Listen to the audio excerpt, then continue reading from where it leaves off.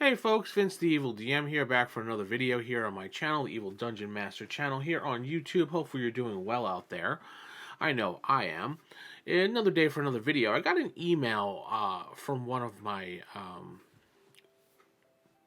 viewers here on the channel, and they asked me, how do I deal with problem players at the table, disruptive players at the table? Now, there's loads of advice out there for this, depending on how the situation and how bad the player is. But obviously, they emailed me, so they want me to answer that question how I would handle it at my table. It's kind of one of those situations where it's difficult to decide what to do and how disruptive this player is. Now, if this person is cracking jokes and they are really just disrupting things in the game, there was a tactic that one of my old DMs, the great Joe DM, used to do when we would goof around in the game and make sarcastic remarks and stuff like that.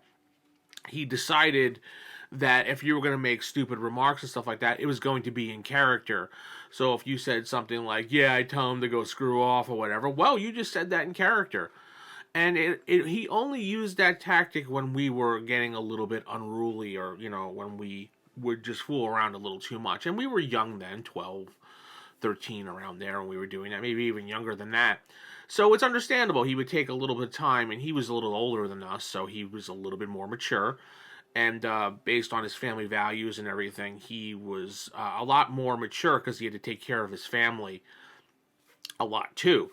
So he was less tolerant, or I should say he was more tolerant of us being goofy, but it comes to a certain point when you as the dungeon master or the game master have to be like, all right, dude, enough.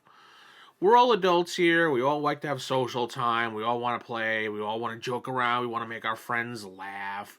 We want to, laugh ourselves. But when it comes to the point that you're interrupting the game,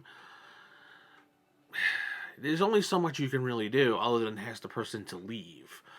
And generally, when you ask a person to leave and they're your friend, that's going to put a massive rift in some friendships that you have with people. They are probably going to not be happy with that.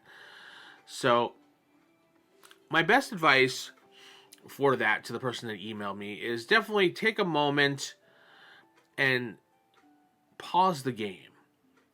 This is the best bet. Pause the game and talk to that player on the side and be like, listen, what's going on, man? Why are you interrupting the game? Why are you being so rowdy?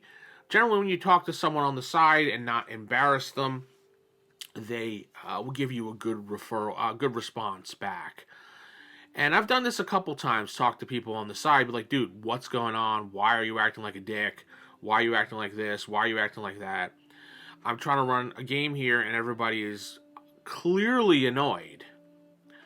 So what's going on? And the response generally is good, and the person will talk. Oh, okay, I didn't realize it. I was just being in a goofy mood, or I'm drinking too much caffeine, so I'm kind of a little jumpy, jittery. I'll try to calm down a little. Those are things that most of the responses I've gotten from people, and then some people are just like, well, I was a little bored, and well, if you're bored, you're not enjoying the game, then please excuse yourself, because there are other people here that might be enjoying it. And especially when a group comes to you and complains, hey, every week, Steve is really being annoying, or John is constantly chattering, or, looking at his phone, playing videos, and I'm trying to concentrate on the game and play. And if a group does that, obviously it's not the group, and it's not you as a DM, it's obviously this player. And you can ask them to pretty much take a break and leave and come back.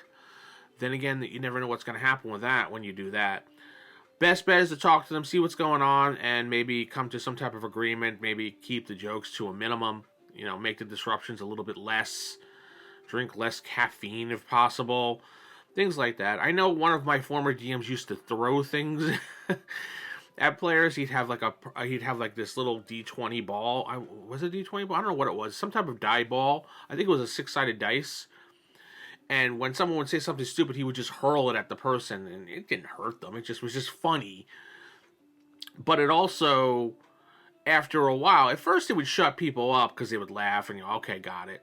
But then after a while, it became more of a how can I do this to annoy the DM to get that dice thrown at me so everybody can laugh situation. So that didn't work. In that group, it finally came down to, okay, you need to step away for 5 minutes, go. And they would, and come back, and they'd be fine.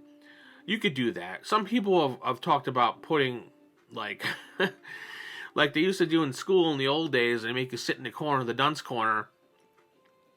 Well, they would call it the punishment table or something like that, or the punishment chair. You go sit over there for 10 minutes and time out and think about what you've done, like you're a parent with a child.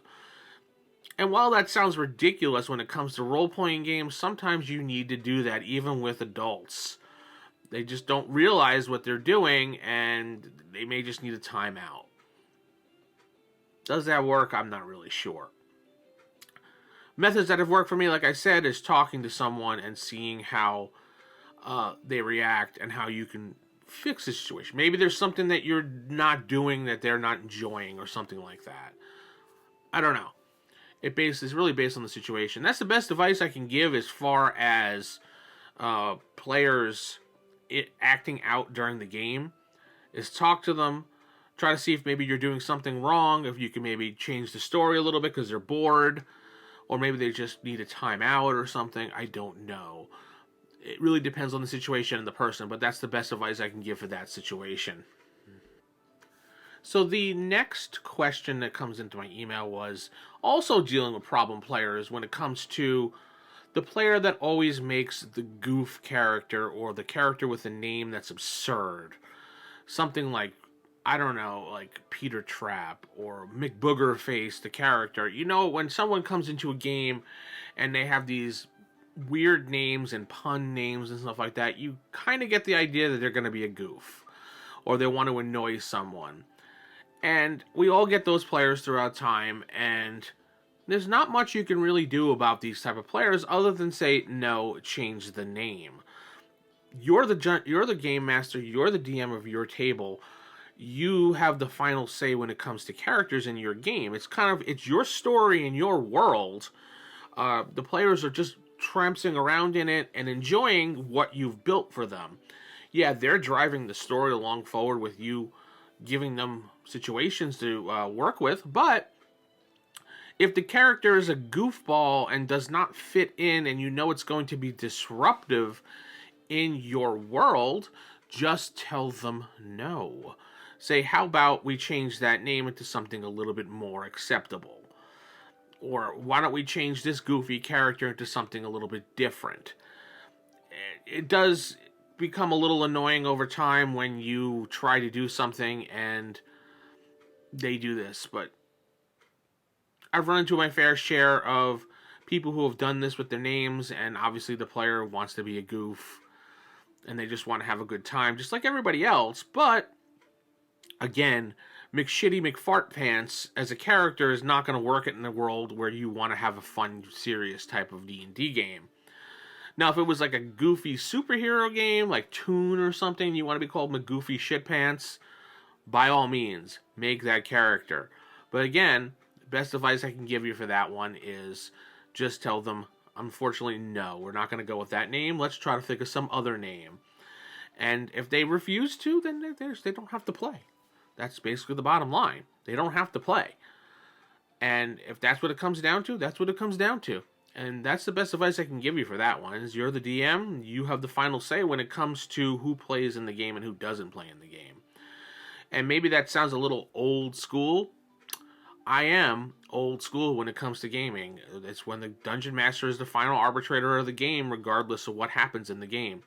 Rules are there to fall back upon as a fallback, fallback,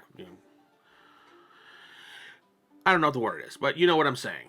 So with that said, hopefully that has answered some of the questions from the emails I've been getting. I wanted to grab the two ones that kind of would be fit into one video type thing and try to keep it short, under 10-minute video of these things. This is kind of just the just thinking answering email questions. Anyway, with that said, I'm going to head out, keep it original, keep it old school. Good night, and God bless everybody.